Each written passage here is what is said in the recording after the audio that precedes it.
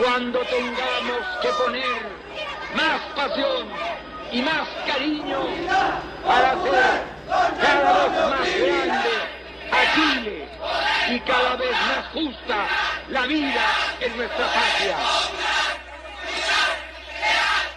A mí me impresiona cada persona con la cual uno habla, es como que coinciden que esto tiene como un aura legendaria.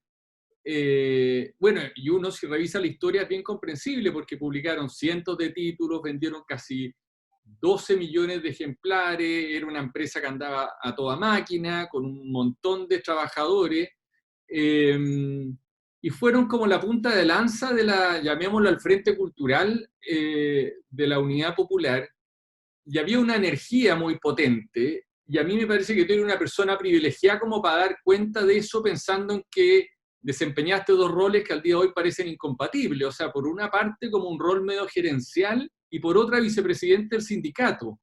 Yo creo que en términos generales ahí lo que nunca se logró resolver es las empresas del área social que armó el gobierno de Allende, comillas, eran empresas en manos de los trabajadores y tenían un consejo de administración mixto entre ejecutivos y otro que se llamaban ejecutivos laborales, que eran empleados u obreros en otros casos, elegidos por sus propios pares para integrar el consejo de dirección de la empresa.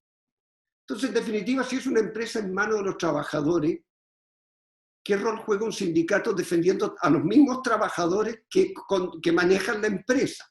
Esa discusión duró los 2 años y medio, 3 años que duró el gobierno de Allende. ¿Cómo una empresa administrada por los trabajadores necesita un sindicato para defender o representar a los trabajadores frente a los propios trabajadores? Eso hacía que la gente se sintiera, y yo creo que en Quimantú eso se logró mucho, tremendamente participativa, pero tremenda. Había mística, se generó una mística. Cualquiera que tuviera un problema, se desarrolló al interior de la empresa esos famosos inventores obreros, tipos que eran capaces de suplir un repuesto de una máquina impresora MAN de Alemania, que el país no tenía dólares para traer, y fueron capacitándose y armando talleres de reposición de repuestos de máquinas. Eso hacía que la gente se sintiera como muy orgullosa, porque a nivel de la sección talleres, por así decirlo, mucha gente se quedó. En esa época, digamos, el Congreso, las calles eran como un cierto campo de batalla, y lo mismo ocurría un poco a nivel de editoriales, o sea, estaba Quimantú y estaban las editoriales de la DC, la editorial y las revistas de la derecha, y Quimantú, aun cuando estaba matriculado totalmente con el gobierno, no se dedicó solo a hacer como pedagogía ideológica de izquierda, o sea, hizo mucho más que eso, intentando como un equilibrio entre la autonomía, por decirlo así, del campo de la cultura y el compromiso con el proceso. O sea, publicaban clásicos de la literatura universal. Claro. ¿Cómo lograban eso? Que era raro en la época, porque la política se lo chupaba todo. Todo, absolutamente todo. Mira, se publicó mucho clásico de la literatura universal, y ya hilando fino te podrás dar cuenta que en esa época ya estaba lanzado, por ejemplo, el boom de la literatura latinoamericana, y nosotros nunca tuvimos acceso, ni hubiésemos tenido. Quimantú no estaba en condiciones de comprar derechos de autor caros. Creo que lo único que publicamos fue un cuentito corto de Cortázar en la colección Mini Libros Quimantú, pero por simpatía, cariño de Cortázar al proceso chileno.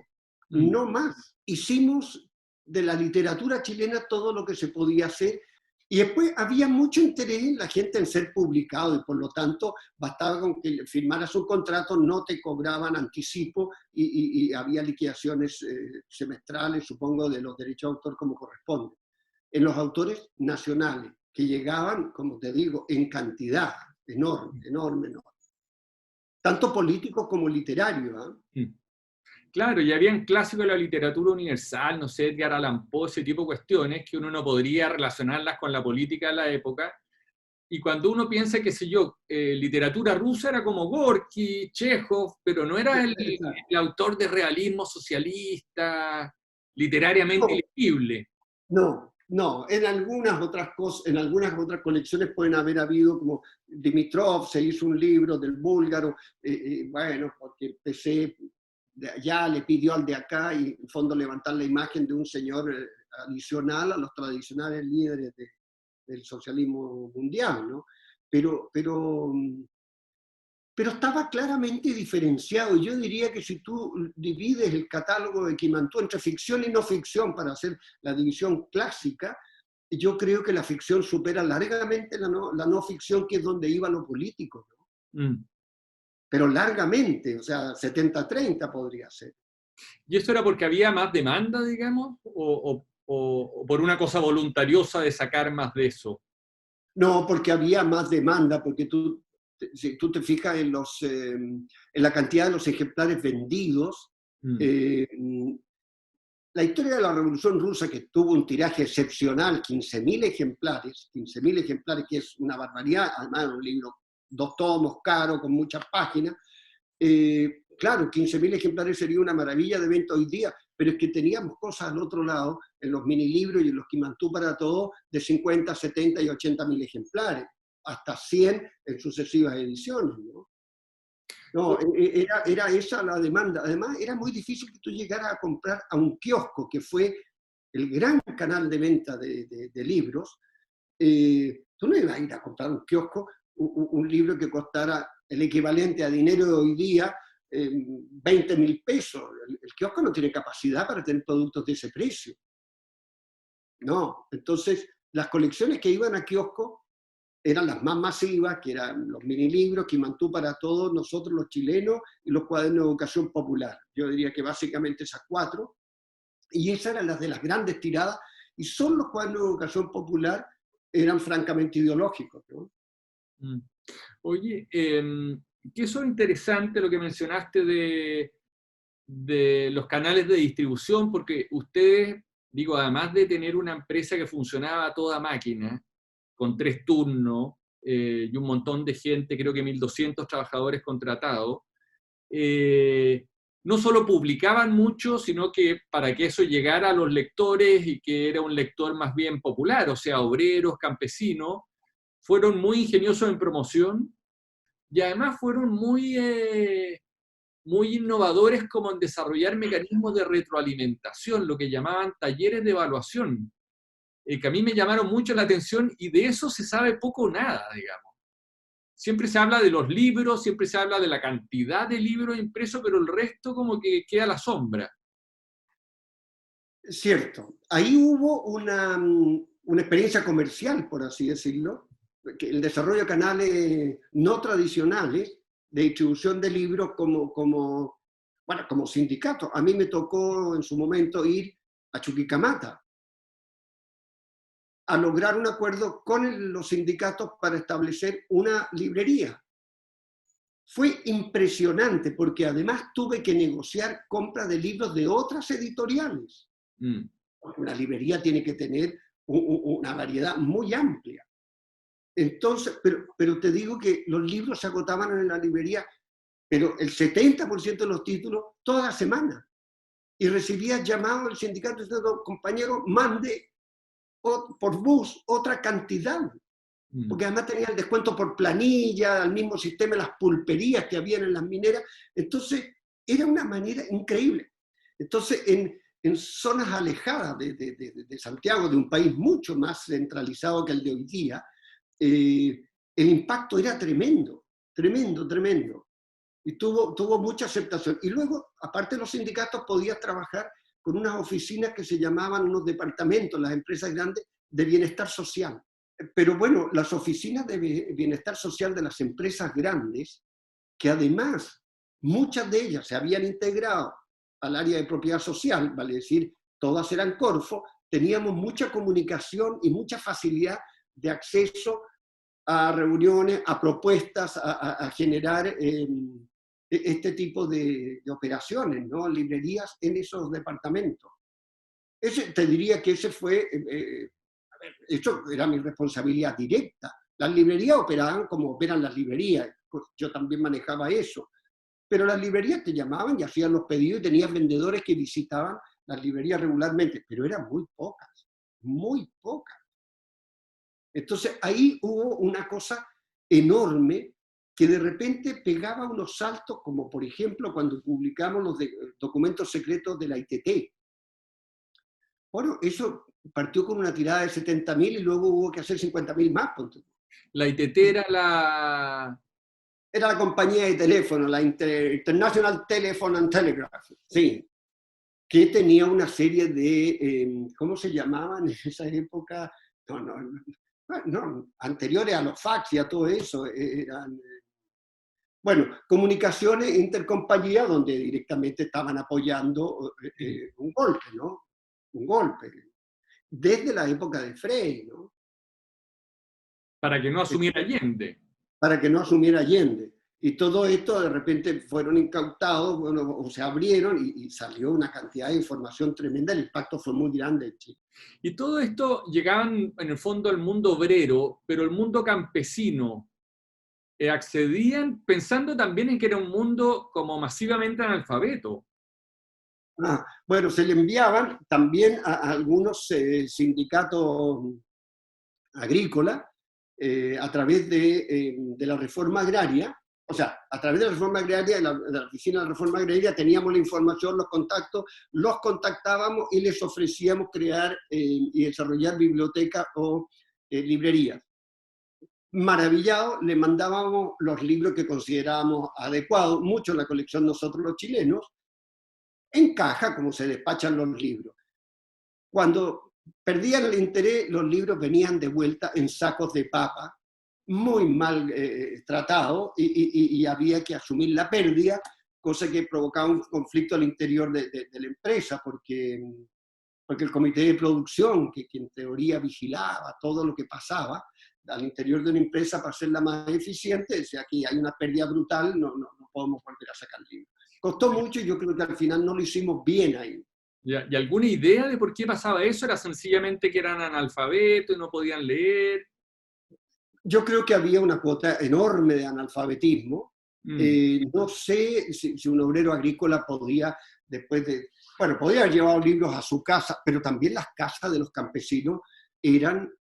Bueno, los libros se mojaban, se llovían, se humedecían, el tipo los devolvía y los salarios no deben haber sido lo suficientemente buenos como para generar ahorro para comprar libros, ¿no? Quizás como biblioteca, pero no como compra.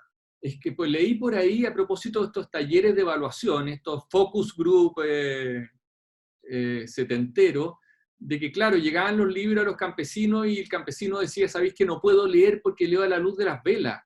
Y la letra es muy chica. Daban como ese tipo de feedback.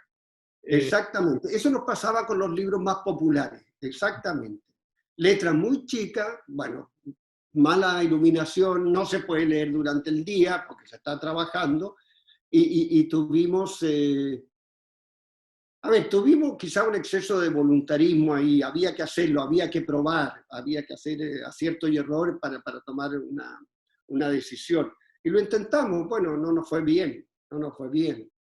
Había otro polo de desarrollo cultural más bien en el ámbito musical, pero que lo manejaba el PC, porque era DICAP, la discoteca del cantar popular, porque ahí editaban, bueno, Quilapayún, Los Parra, Inti, bueno, no me acuerdo cuáles más, digamos, pero esos fueron los más emblemáticos. Entonces, si te apoyaba la J, la Juventud Comunista, que movilizaba mucha gente dentro y fuera de las empresas y de las poblaciones, lograbas un impacto muy grande, muy grande. En regiones era menos, a mí me tocó ir a Calbuco, pero de Calbuco tuvimos que salir corriendo porque nos querían pegar, porque allá había cualquier conflicto con el mundo, digamos, de patrones agrarios, habían movido su gente también. Quimantú, aparte, era una industria gráfica enorme, uno de los talleres más grandes, de la industria más grande de Sudamérica, pero daba servicio a otros. Entonces, en Quimantú se imprimían revistas cuyo contenido atacaba brutalmente el gobierno de Allende. pero brutalmente.